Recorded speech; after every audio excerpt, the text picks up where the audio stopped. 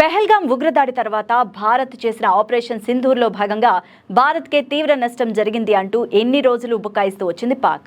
అయితే తాజాగా తన ఓటమిని పాకిస్తాన్ అంగీకరించింది. భారత్ దెబ్బకు తాము ఓడిపోయామని బహిరంగంగానే ఆ దేశ ప్రధాని ఒప్పుకున్నారు. ఆపరేషన్ సింధూర్తో పాకిస్తాన్ గజగజ వణికిపోయిందని కూడా చెప్పారు.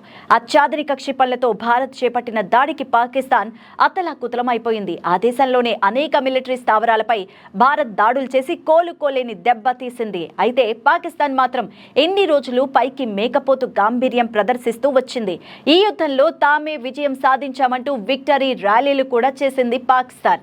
ఇక తాజాగా తన తప్పు తెలుసుకున్న పాకిస్తాన్ ఎట్టకేలకు నిజం ఒప్పుకొని ఓపెన్ అయింది. తాము ఓడిపోయామని స్వయంగా ఆ దేశ ప్రధాని బహిరంగంగానే ప్రకటించారు. మరోవైపు ఆపరేషన్ సింధూర్లో భాగంగా 600 పాకిస్తాన్ డ్రోన్స్ ను భారత ఎయిర్ డిఫెన్స్ వ్యవస్థ సమర్థవంతంగా నేల కూల్చిందంటూ కేంద్ర రక్షణ శాఖ కూడా పేర్కొంది.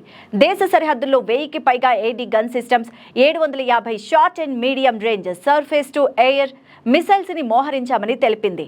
అయితే దీంతో ఆయన వ్యాఖ్యలు సామాజిక మాధ్యమాల్లో వైరల్ గా మారాయి.